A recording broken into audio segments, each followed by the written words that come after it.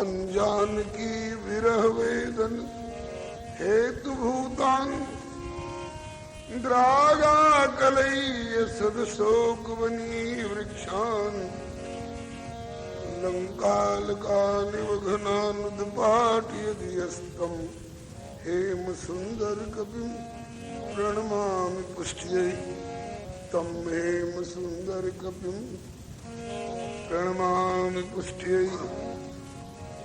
भक्त भक्ति भगवंत गुरु चतुर नाम बपुएक उनके पद वंदन किए नासे विघ्न अनेक। मंगल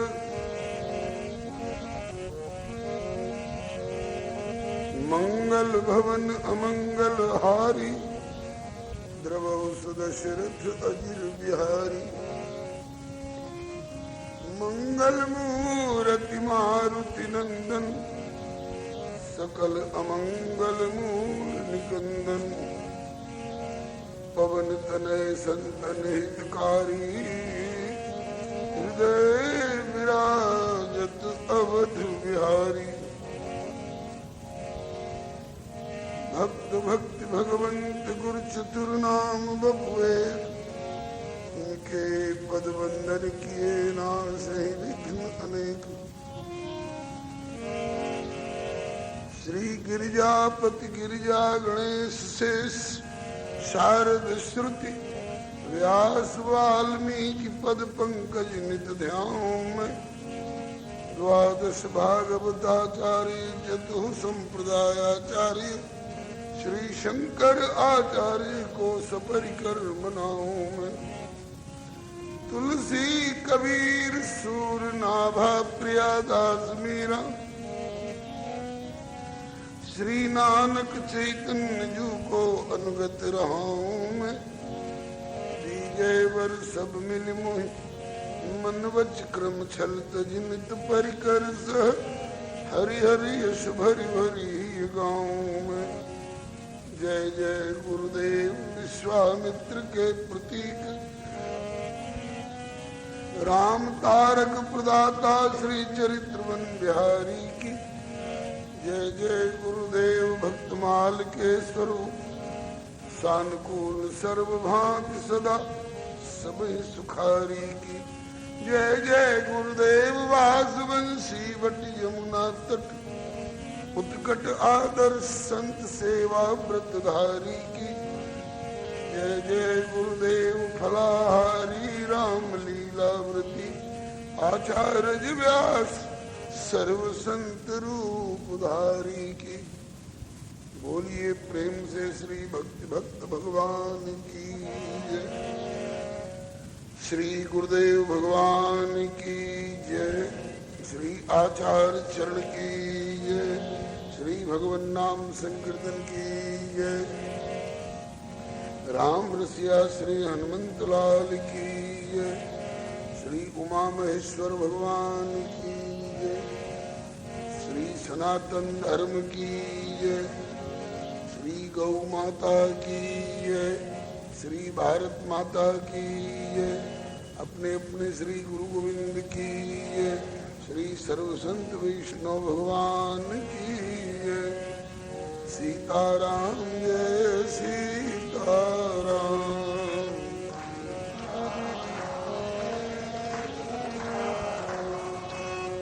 राधे श्याम जय राधे श्याम।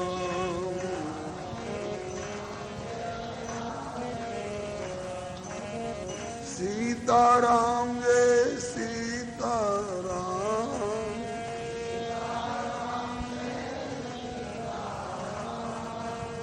राधे श्याम जय राधे श्याम।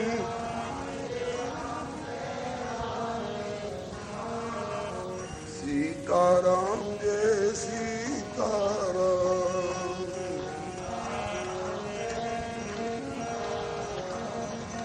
राधे श्याम जय राधे श्याम।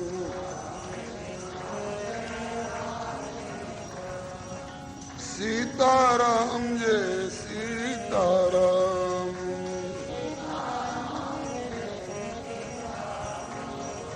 राधे श्याम जय राधे श्याम। श्री राम कृष्ण भगवान की जय। श्री अयोध्यानाथ की जय। श्री वृंदावन विहारी लाल की जय। श्री वैकुंठनाथ की जय। श्री प्रहलाद पति की जय। श्री गौरी शंकर भगवान की जय। श्री हनुमंत लाल की जय। श्री सर्वसंत वैष्णव भगवान की जय। श्री प्रभु कृपा से हम सब अतिशय भाग्यशाली हैं जो भारत भूमि में मानव शरीर प्राप्त कर सत्संग गोष्ठी में श्री सनातन धर्म सभा मंदिर में प्रभु की कृपामयी छत्र छाया में श्री बिठूर बिहारी श्री सरकार स्वामी जी के पावन पुण्य स्मृति महोत्सव के उपलक्ष्य में समायोजित होने वाले इस कार्यक्रम में समवेत रूप में भाग लेकर भगवत भागवत यश गायन एवं श्रवण का सुअवसर प्राप्त कर रहे हैं। मिथिला की महिमा से संबंधित गीत से उपक्रम करेंगे। इसमें जैसे जैसे प्रसंग आते जाएंगे उसके अनुसार कुछ गेय गीत कवित्व पदों के माध्यम से प्रसंग प्रस्तुत होते रहेंगे।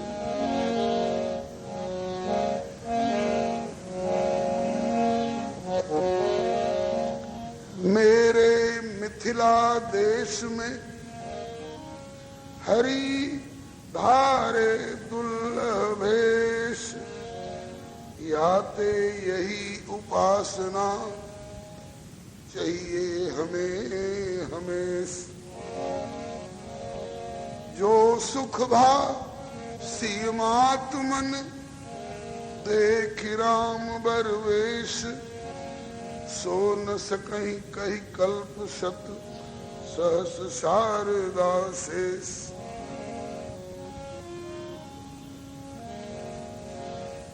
मंगल में मिथिला अवध मंगल विपिन प्रमोद मंगल में सिय राम जू जो मोदहु के मोद।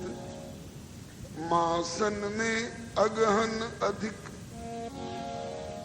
नवरस में श्रृंगार तैसे ही सब उत्सवन में ये ब्याहोत्सव सुख सार।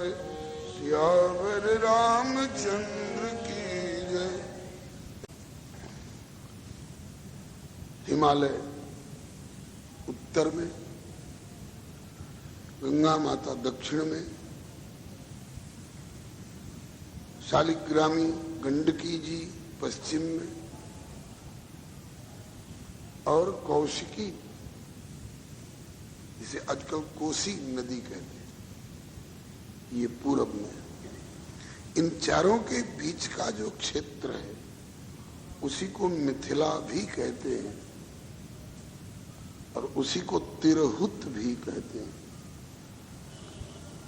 जिन तिरहुत ते समय निहारी ते लघु लगई भुवन 10 चारी। तो बड़ा ही पुनीत क्षेत्र है, बड़ा ही समृद्ध क्षेत्र है, बड़ा ही प्रेममय क्षेत्र है। तभी तो रघुनंदन ने उसे अपने ससुराल के रूप में चुना। अति प्यारो जनकपुर धाम, बड़ा प्यारा धाम है। और कैसा है?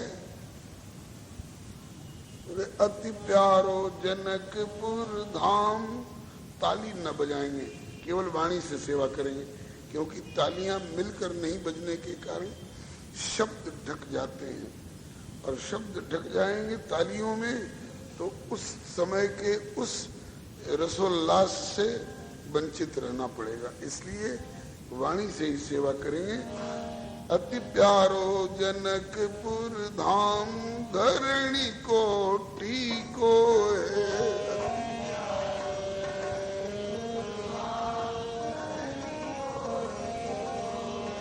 अति प्यारो जनकपुर धाम, धरणी कोटि को है।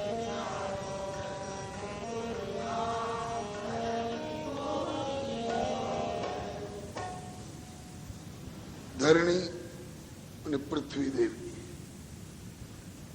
इनका तिलक भाग है। टीका। तिलक कहाँ होता है? वैसे कई स्थानों में तिलक लगाए जाते हैं, लेकिन तिलक का प्रधान स्थान मस्तक भाग।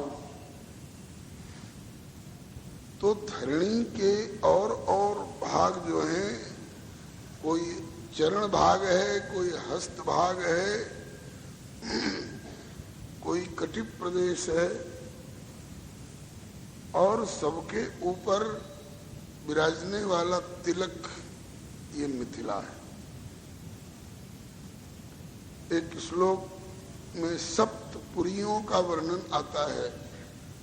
विष्णु पाद अवंतिका, गुणवती मध्य च कांचीपुरी। इसमें आता है कि अयोध्यापुरी मस्तके, अयोध्यापुरी का मस्तक वाला स्थान है। तो अयोध्यापुरी अगर मस्तक है, मस्तक तो इस शरीर में सबसे ऊपर वाला भाग है, तो कहते हैं कि अयोध्या को तो मस्तक वाला स्थान मिल गया, फिर ये मिथिला इनको क्या स्थान मिलेगा? तो कहते हैं कि ये तिलक, मस्तक की शोभा बढ़ाने वाला तिलक। इस तिलक के बिना विवाह कन्फर्म्ड नहीं माना जाता है। पहले तिलक होगा, उसके बाद और सब रस्म होगी। बिना तिलक के राजगद्दी नहीं मानी जाती है। इसे बिना तिलक के पूजन का काम भी प्राय नहीं होता है। पूजन में बैठे तो पहले ओम अपवित्र पवित्र के बाद, आचमन के बाद बोले तिलक। यजमान के माथे पर तिलक न हो तो पुरोहित जी तिलक लगा देंगे, और पुरोहित जी के माथे पर तिलक न हो तो यजमान लगा देंगे। और कहीं कहीं तिलक होने पर भी तिलक की विधि तो करेंगे ही। तिलक के बिना हम लोगों के यहाँ कहीं यात्रा हो रही हो तो वो भी बढ़िया बात नहीं मानी जाती। इसलिए यात्रा के पहले माताएं रोली अक्षत का तिलक लगा करके तब आपकी यात्रा शुभ हो, आपकी यात्रा मंगलमयी हो। अब तो तिलक से घबराने वाली बात लोगों के दिल दिमाग में आ गई है, फैशन के मारे। खैर, तिलक से मस्तक की शोभा होती है, सभी कार्यों में मांगलिकता आती है। तो सप्तपुरियों के वर्णन में अयोध्या यदि भालस्थानीय है, मस्तक है, तो गोस्वामी श्री तुलसीदास जी, मेरी व्यक्तिगत कल्पना नहीं है, गोस्वामी श्री तुलसीदास जी ने अपने 12 प्रमुख काव्यों में एक जानकी मंगल में, जानकी मंगल नाम का एक ग्रंथ है, गीता प्रेस ने प्रकाशित भी किया है। तो उसमें लिखा है कि भूमि तिलक सम त्रिभुवन तिरहुत जानिए। भूमि तिलक सम, त्रिभुवन, पूरे त्रिभुवन में, स्वर्ग मृत्यु पाताल में जो भूलोक का है महत्व है, बहुत है।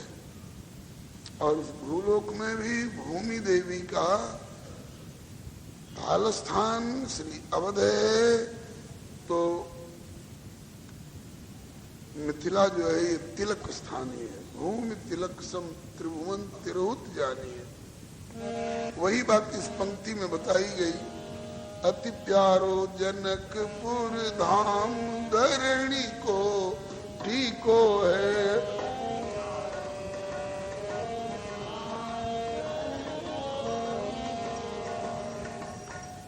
जनकपुर की विशेषता ज्ञान प्रेम को अद्भुत संगम ज्ञान, मंथन होत सतत निगमागम,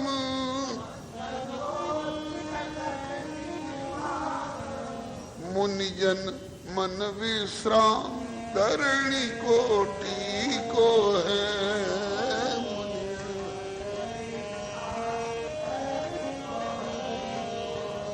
अति प्यारो जनकपुर धाम धरणी कोटि को है।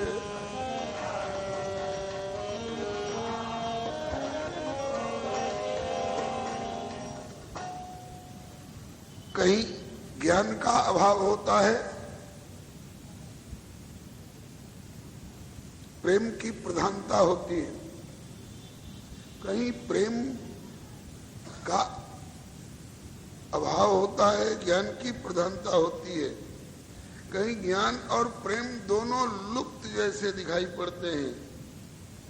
धन्य है वह स्थान जहाँ ज्ञान और प्रेम दोनों अपनी पराकाष्ठा पर पहुंचकर परिपुष्ट दशा में दर्शन दे रहे हैं। मिथिला में ज्ञान की गरिमा भी ऐसी है कि मैथिल नरेश श्री जनक जी के यहाँ श्री सुखदेव जी सरीखे ज्ञानवान महानुभाव भी उपदेश लेने के लिए जाते हैं। और प्रेम ऐसा है कि जहां रघुनंदन आज तक डटे हुए हैं। अब कहेंगे कि तो ब्याह करके लौट आए, बोले ऊपर ऊपर की बात है। हाथी के दिखाने वाले दांत ऊपर ऊपर के अलग होते हैं और खाने वाले भीतर के अलग होते हैं। ऐसे ही मिथिला में विवाह करके लौट आए और आगे की लीलाएं करी, समर्थ हैं एक रूप से आगे भी अपनी लीला को बढ़ाते रहे। लेकिन जैसे ब्रजवासी लोग दावा करते हैं कृष्णोन्यः यदु संभूतः, यदु संभूतः कृष्ण सतु अन्यः, यदुवंशी कृष्ण वो अलग और कोई होंगे। किंतु यस्तु गोपेंद्र नंदनः यस्तु ब्रजेंद्र नंदनः सतु वृंदावनम परित्यज्य पादमेकम न गच्छति। नंद नंदन श्री कृष्ण, गोचारण परायण श्री कृष्ण, चित्त वित्त नवनित्य हरण परायण श्री कृष्ण, वो तो वृंदावनम परित्यज्य पादमेकम न गच्छति, वृंदावन छोड़कर एक कदम भी कहीं जाते नहीं। और इस कलियुग पर्यंत रसखान जी को दर्शन हुआ वृंदावन में। ब्रह्म में ढूंढो पुराणनि गाननी, वेद ऋचा सुनी चौगुने चायन, देखियो सुनियो कबहू न किते, वह कैसे स्वरूप और कैसे सुभायन, तेरत हेरत कहाँ मिलेगा। इससे साबित होता है कि आज भी वृंदावन के कुंज कुटीर में वो विद्यमान है। ऐसे ही अद्यावधि मिथिला के कोहबर में ठाकुर गिरफ्तार है। वहां के लोग अनुभव करते हैं, उनसे हंसी मसखरी करते रहते हैं। और उस समय यदि ब्रह्मा जी आवे सहस्र शीर्षा पुरुष सुनाने के लिए, तो रघुनंदन साफ कह देंगे कि बाबा जब मैं अयोध्या में रहूं तो ये वेद मंत्र सुना लेना। कहा कि क्यों? बोले कि वेद मंत्र तो हमको 14 भुवन में सब जगह सुनने को मिलता रहता है, सब समय सुनने को मिलता रहता है। वेद स्तुति तो सुलभ अनतु, यह तो सुलभ यहाँ ही।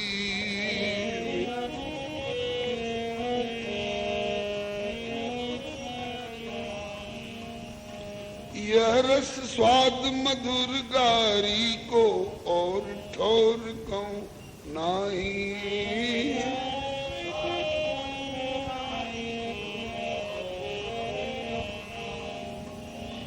चुन चुन हम प्रभु गुण गण गावई। हम लोग प्रसंगों को चुन चुन करके और रघुनंदन को इनकी बत्तीसी खिली रहे, इनका हृदय रसोल्लसित रहे, इसके लिए ऐसी ऐसी बात छेड़खानी में सुनाते हैं कि रघुवर को कहना पड़ता है कि अब मिथिला छोड़कर जाने का मन नहीं करता है।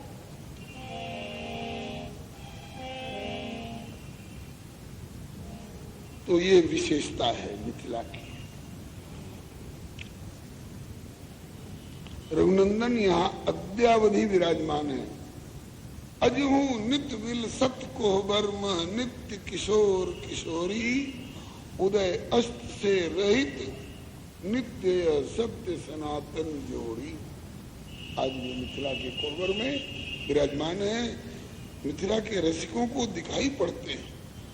आप कहेंगे कि हमको कहाँ दिखाई पड़ते हैं? तो इस संदर्भ में कहा गया है कि मिथिला बिन नाते नहीं दरसे, बिना संबंध के दरसती नहीं है मिथिला। आप मिथिला भाव संबंध से अनुभव करिए। श्री सरकार स्वामी दिन रात अनुभव करते रहते, जिनकी पुण्य स्मृति में यह महोत्सव मना करता है, वे दिन रात मिथिला रस में डूबे रहते और अपने इर्द गिर्द के रसिकों को डुबाए रहते। हमें श्री गुरुदेव की कृपा से उनका दर्शन हुआ था, बड़ा आनंद आया किंचित दर्शन से ही। अस्तु। तो मिथिला ऐसा क्षेत्र है कि ज्ञान प्रेम को अद्भुत संगम, यहाँ ज्ञान का और प्रेम का दोनों का विलक्षण संगम है। और यहाँ की दूसरी विशेषता, मंथन होत सतत निगमागम, यहाँ मंथन होता रहता है। मंथन के कारण ही इसका नाम पड़ा है मिथिला। मंथनात् मिथिला, मिथिलो मथनात् जातः, मंथन के द्वारा ही मिथिल का जन्म हुआ। मिथिलो मथनात् जातः, मिथिला येन निर्मिता, जिनने मिथिला का निर्माण किया, जिनने मिथिला को सजाया। तो मंथन होत सतत निगमागम, जहाँ मुनिजन मन विश्राम, बड़े बड़े मुनियों के मन को भी तो यहाँ साधना किए, वहाँ जिज्ञासा किए, वहाँ अध्ययन किए, वहाँ तपस्या किए और मनोरथ पूर्ण नहीं हुआ। और कहते हैं कि मिथिला में आए तो जनक जी के यहाँ जासु ज्ञान रवि, ये ज्ञान की स्थिति दिखाई पड़ रही है। जासु ज्ञान रवि भवनिशिनासा,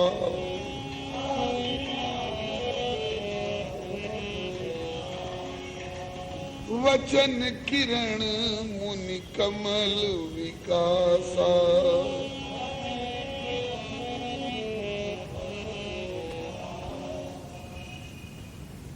जासु ज्ञान रवि, जिनके हृदय में सूर्य, ज्ञान रूपी सूर्य का सतत उदय रहता है।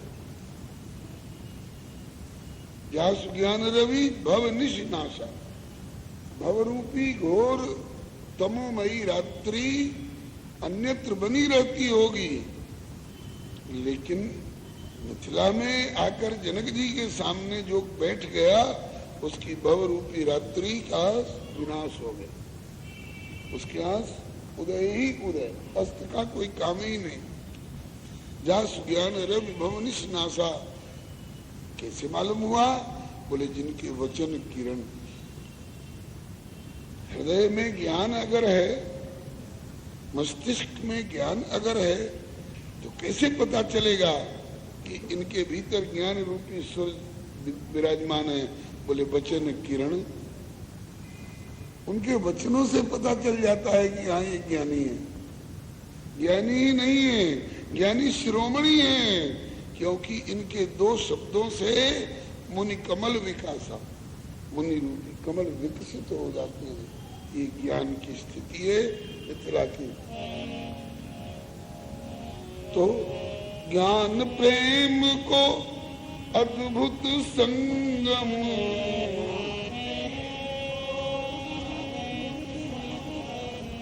मंथन होत सतत निगमागम,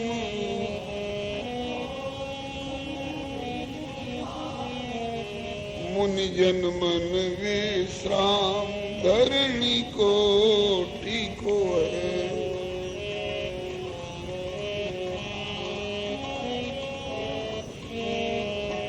अति प्यारो जनकपुर धाम धरणी को टीको है।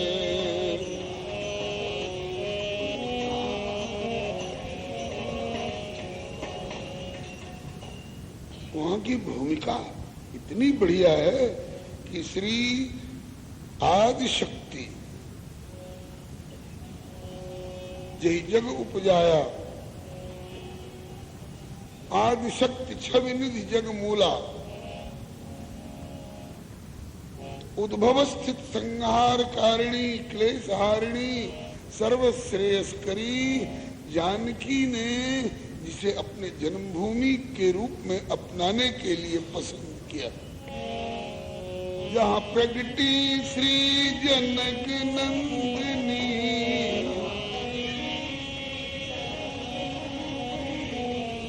जहाँ प्रगटी श्री जनक नंदिनी,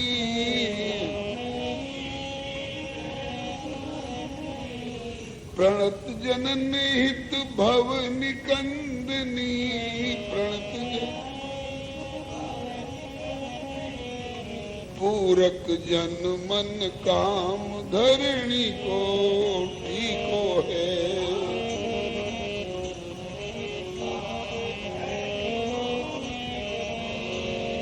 अति प्यारो जनकपुर धाम धरणी को टीको है।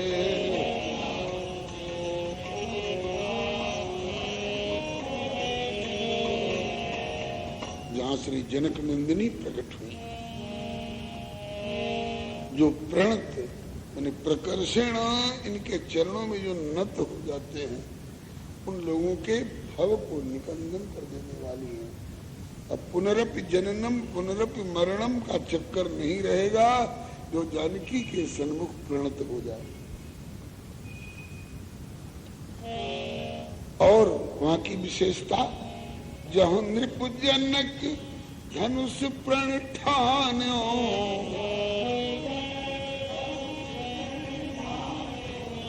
जहाँ मुनि कौशिक को मन मान्यो,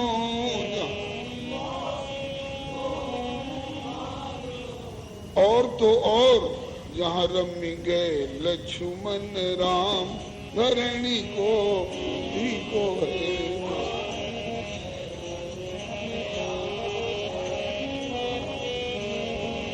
अति प्यारो जनकपुर धाम धरणी को टीको है।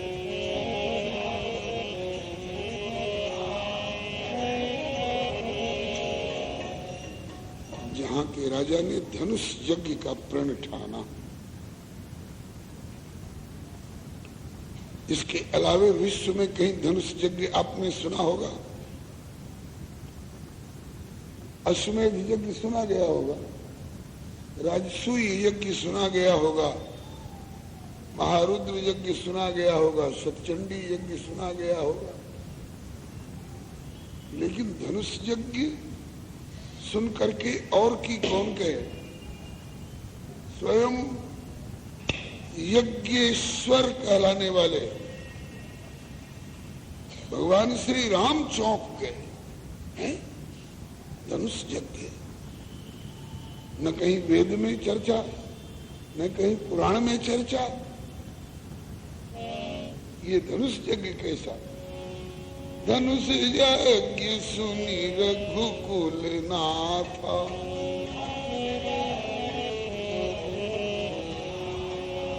हरसि चले मुनिवर के साथ।